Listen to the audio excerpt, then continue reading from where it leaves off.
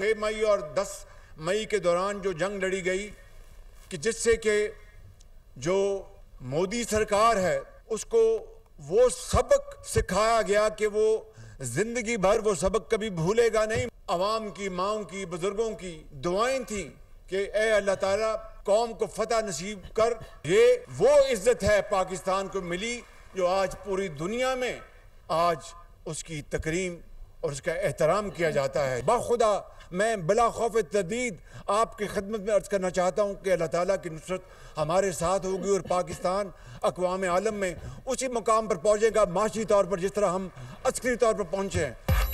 मोदी सरकार के लिए पाकिस्तान का दिया हुआ सबक भूलना नामुमकिन। वज़ीर आज़म शहबाज शरीफ का हरीपुर में लैपटॉप तकसीम करने की तकरीब से खिताब। कहा भारत बंगाल तक गुजरात शिकस्त नहीं भूल पाएगा। अल्लाह ने कौम को 10 मई को अजीम फतह से नवाजा। फ़ौज पाकिस्तान की बहादुरी और फतह तारीख हमेशा याद रखेगी। वज़ीर आज़म की मुक्के से माइक बंद होने पर माजरत। कहा कि ये वही मुक्का था जिससे मोदी को सबक सिखाया गया था। शहबाज शरीफ का पाकिस्तान को ग्रोथ की तरफ ले जाने का अज़म। कहा कि जादू टूने नहीं, मेहनत से मुआशी तौर पर आगे बढ़ेंगे। मुल्क दिवालिया नहीं हुआ, मुईशत में इंतजार से निकल आई है। वज़ीर आज़म का हरीपुर के लिए दानिश स्कूल का ऐलान। तालिबा को इज़हार ख्याल के लिए स्टेज पर बुलाया गया तो आबदीदा हो गई। होनहार तालिबा काफ़ी देर तक बोल न सकी। वज़ीर आज़म ने तालिबा के सर पर दस्ते शफ़क़त रखा। पुलिस के चाको चौबंद दस्ते ने तलबा और तालिबात को गार्ड ऑफ ऑनर पेश किया।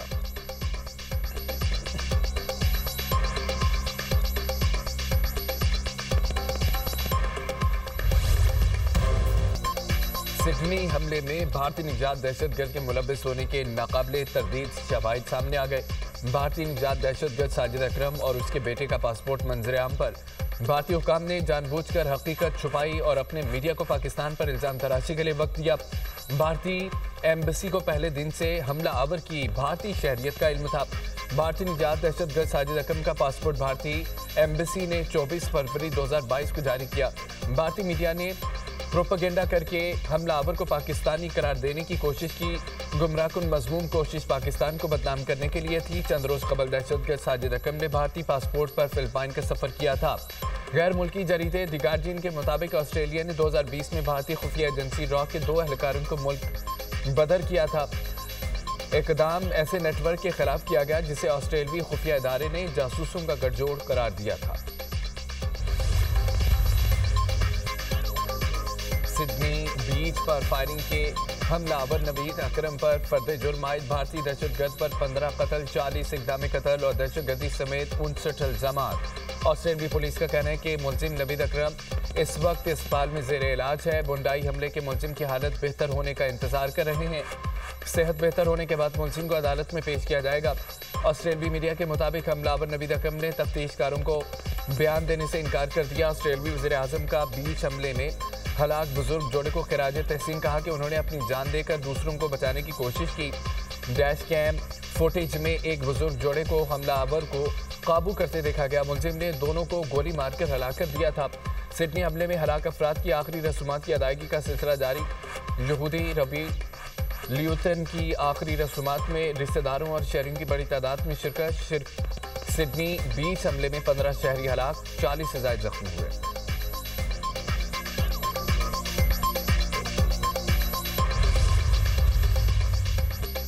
मुस्लिम खातून का निकाब खींचने पर इंतहा पसंद वज़ीर आला। बिहार नीतीश कुमार के खिलाफ मुकदमा दर्ज। लखनऊ में समाजवादी पार्टी की रहनुमा समिया राना ने मुकदमा दर्ज कराया। नीतीश कुमार की हरासानी के बाद मुस्लिम खातून डॉक्टर का मुलाजमत ज्वाइन करने से इनकार। नकाब खींचने के वाक़े पर मुतासरा डॉक्टर शदीद ज़हनी दबाव का शिकार। खातून डॉक्टर के भाई ने सरकारी मुलाजमत ज्वाइन न करने के फैसले की तस्दीक कर दी। कहा डॉक्टर परवीन ने तकर्री का लेटर मिलने के बावजूद 20 दिसंबर को नौकरी पर हाजिर होने से माजरत कर दी। मुल्क के मुख्तलिफ शहरों में धुंध ने रास्ते धुंधला दिए। हद निगाह कम होने से मोटरवेज मुतअद्दिद मकामात से बंद कर दी गई।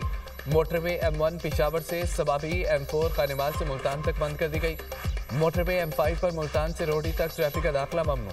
कौमी शाहराहों पर भी हद निगाह कम है। ट्रैफिक की रवानी मुतासर मुल्क के मुख्तलिफ शहर ताहाल फ़ज़ाई आलूदगी की लपेट में। लाहौर आलूदा तरीन शहरों में तीसरे नंबर पर। एयर क्वालिटी इंडेक्स 207 तक पहुँच गया। पेशावर पाकिस्तान में सबसे ज़्यादा आलूदा शहर। AQI 720 record. मुल्तान में AQI 414। गुजरात में 200 76 रिकॉर्ड किया गया।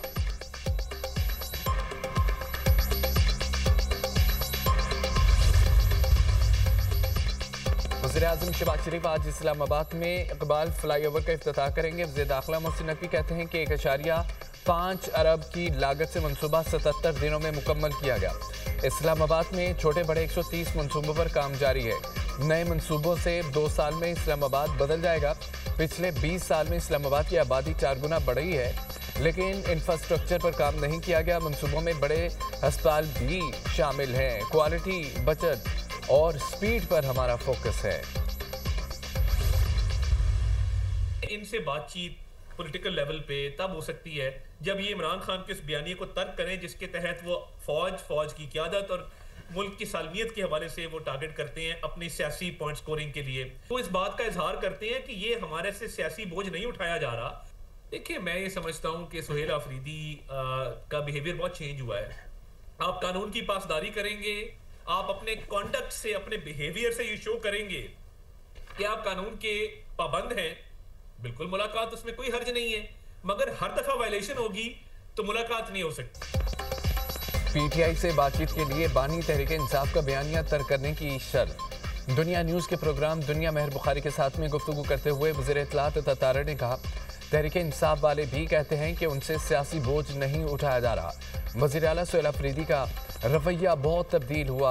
अब लोग तहरीक इंसाफ के जलसों में नहीं जाते। जेल रूल्स की खिलाफ वर्जी होगी तो बानी पीटीआई से मुलाकात नहीं होगी। इस मामले पर हम किसी को बैनुल-अक़वामी सतह पर जवाबदेह नहीं।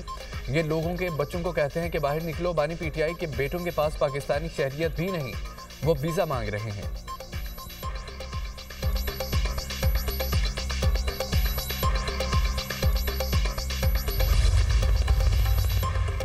अडियाला जेल के बाहर धरने का इंसदाद दहशतगर्दी एक्ट की दफात के तहत रावलपिंडी में मुकदमा दर्ज। 35 अफराद नामजद, 400 नामालूम अफराद भी मुकदमे में शामिल। अलीमा खान, डॉक्टर उज़मा, नौरीन न्यासी, कासिम खान नामजद, सलमान अकरम राजा, आलिया हमजा, नईम पंजोता और दीगर भी शामिल। पुलिस पर पेट्रोल बमों से हमलों, तशद्दुद और दफ़ा 144 की खिलाफवर्जी के इल्ज़ाम आए थे। मुकदमे में नामजद गिरफ्तार 14 कारकुनों का 3 रोज़ा जिस्मानी रिमांड मंजूर। पुलिस के हवाले इस्लामाबाद पुलिस पीटीआई रहनुमाओं के खिलाफ दर्ज मुकदमात की तफसीलात सामने ले आई। पीटीआई के 80% अरकान खैबर पख्तूनख्वा असम्बली कानून को मतलूब। पीटीआई के 70 अरकान खैबर पख्तूनख्वा असम्बली पर इस्लामाबाद में मुकदमे का इंदराज। दहशतगर्दी, पुलिस, रेंजर्स एहलकारों के कत्ल जैसी संगीन दफात शामिल। वज़ीर आला KP सुहेल आफरीदी इस्लामाबाद में 11 मुकदमात में मतलूब। साबिक वज़ीर आला अली अमीन गंडापुर के खिलाफ इस्लामाबाद में 52 FIRs दर्ज हैं।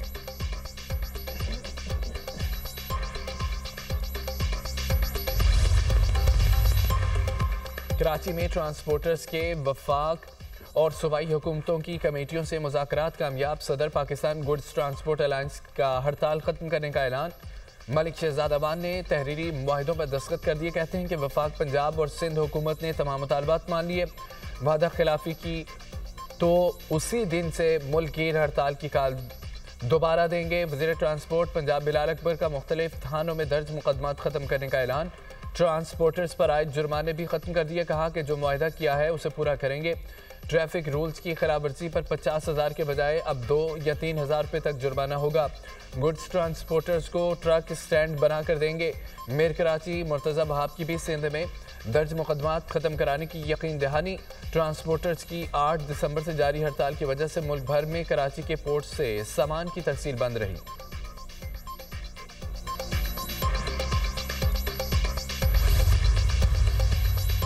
ट्रांसपोर्टर्स और पंजाब हुकूमत के दरमियान मुज़ाकरात कामयाब। सीनियर वज़ीर मरियम औरंगज़ेब ने ट्रांसपोर्ट के अहम मुतालबात मान लिए। मज़दा गाड़ियों को 15,000 का चलान नहीं किया जाएगा। ड्राइवर्स पर दर्ज मुकदमात वापस लिए जाएंगे। 38 फुट लंबाई की हाइल मज़दा गाड़ियों की इजाज़त बहाल। ट्रांसपोर्ट को इंडस्ट्री का दर्जा दिया गया। पब्लिक ट्रांसपोर्ट के रूट परमिट की मुद्दत 1 से बढ़ाकर 2 साल कर दी गई है। ट्रांसपोर्ट अड्डों की फौरी तौर पर डेवलपमेंट होगी। वेक सेंटर तमाम अड्डों पर बनाए जाएंगे। मज़ीद मामलात के लिए नई कमेटी बना दी गई है। वज़ीर ट्रांसपोर्ट बिलाल अकबर खान कमेटी के कन्वीनर होंगे।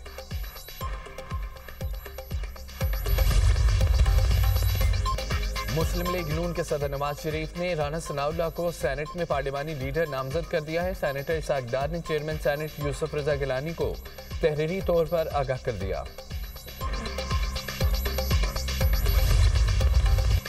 रवां साल 51,000 मुसाफिरों को तैयारों से ऑफलोड किया गया।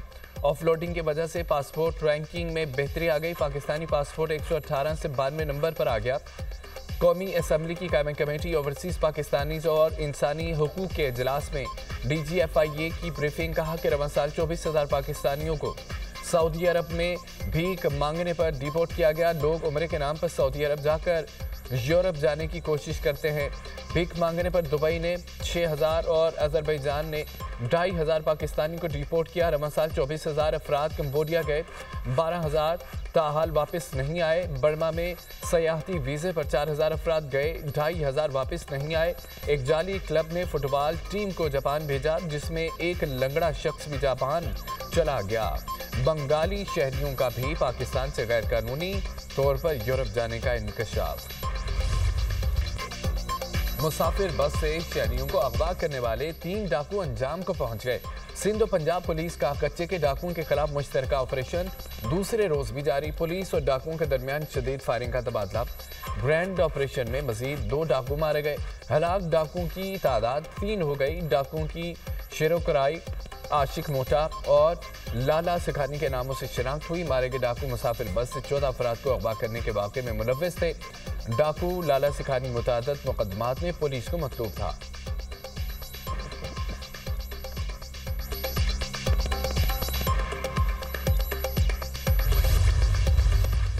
मुल्क के मगरबी और बलाई इलाकों में 20 से 22 दिसंबर तक बारिशों की पेशगोई। मगरबी हवाओं का सिलसिला 19 दिसंबर को बलोचिस्तान में दाखिल होगा।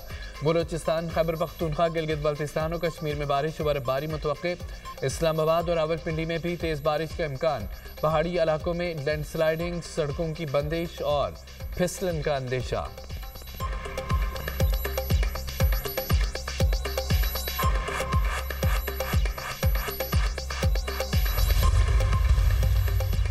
सर्द मौसम ने गजा के मजलूम फलस्तीनियों के मसाइब में मजीद इजाफा कर दिया।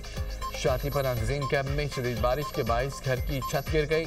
मलबे से 2 बच्चों समेत 6 फलस्तीनियों को जिंदा निकाल लिया गया। शदीद सर्दी की वजह से 2 हफ्ते का फलस्तीनी बच्चा जाम बहक। गजा सिटी के मरकज में इसराइल का ड्रोन हमला, 9 फलस्तीनी जख्मी हो गए। खान यूनस और रफा में सगुनी फोर्सेस के हमलों में मुतअद्दिद अफराद जख्मी। गजा में शुहदा की तादाद 70,668 हो गई। 1,71,152 फलस्तीनी जख्मी हो चुके हैं। मकबूजा मगरबी किनारे में छापों के दौरान मजीद 40 फलस्तीनियों को गिरफ्तार कर लिया गया। गजा में लाशों की तलाश के लिए अल गजा एम्बुलेंस और इमरजेंसी सर्विसेज का ऑपरेशन जारी है।